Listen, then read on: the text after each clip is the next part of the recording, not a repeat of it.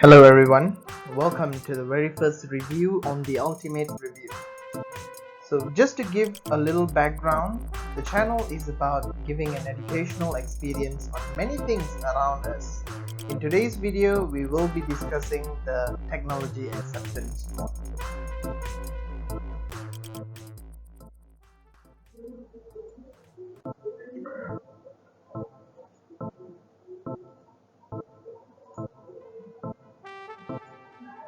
So, why discuss this model? Well, technology development have been rapidly changing the way we do things. And now with the whole COVID crisis, here we are completely dependent upon technology. This also means that there will be more research on technology, especially in education and businesses. So, for those of you thinking of pursuing your studies, you should be considering your thesis title. Hopefully, this brief overview will help you all understand the model better.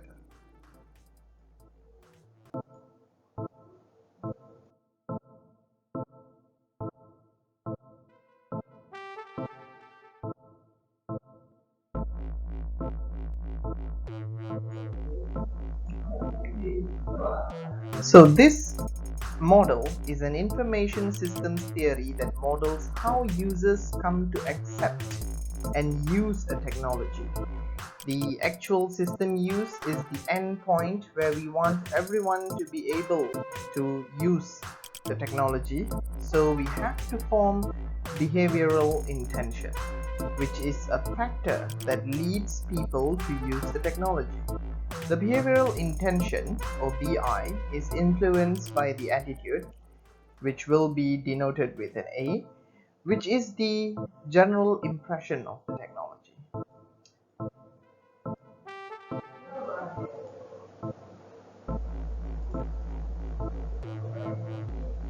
The model evolved from the TRA with the goal to provide an explanation of the determinants of computer acceptance that is general, capable of explaining user behavior across a broad range of end-user computing technologies and user populations, while at the same time being both parsimonious and theoretically justified.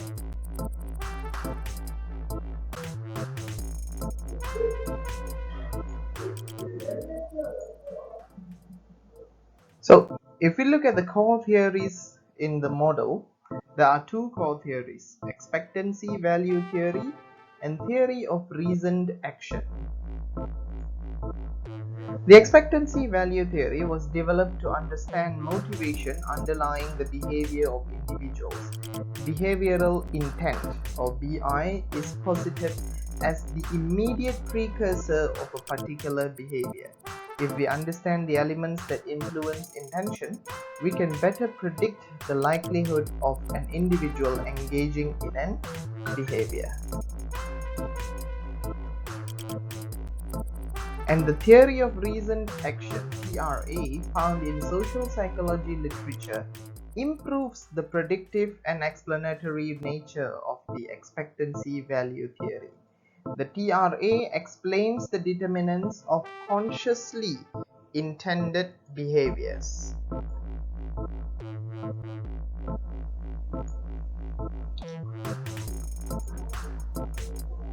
Interestingly, this original theory was tweaked by Davis to suit the more abstract needs of technology use. It's interesting to know how these theories have helped develop from one theory to another.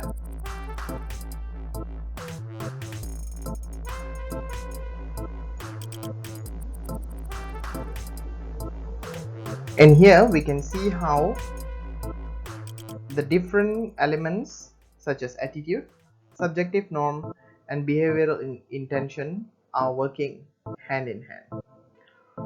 I think that attitudes are often influenced by norms.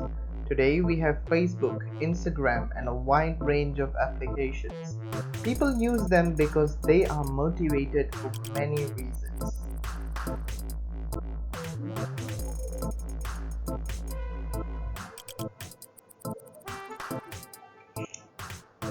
This is an example of the model created by Davis.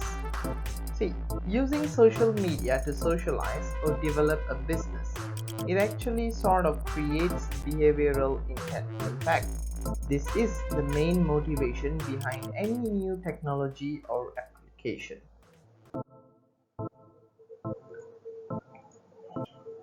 The two key variables in TAM are perceived usefulness and perceived ease of use. So, perceived usefulness is defined from the perspective user's point of view. Will the application improve his or her job performance in the organization? Perceived ease of use is a variable that describes the perception of the user that the system will be easy to use.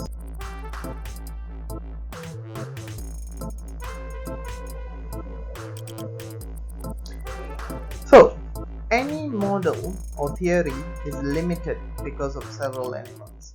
In this case, we have a problem when researchers do not actually measure usage. Researchers normally depend on usage indicated by respondents.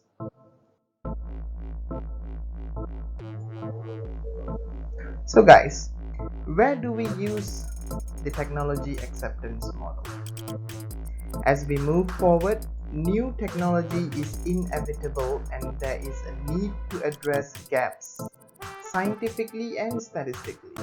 So we need models like this to answer more questions. We can use this model to understand how students and teachers use technology in schools, how the community responds to newfound technology like online shopping apps, and continue to improve technologies. It's hard to say if the model is effective completely, but it's still a model that has established a lot. Anyways, for those who are embarking on new researchers, do read more, as there are lots and lots of researchers that have used this model. Davis, Ian, and Fishbane are some key names.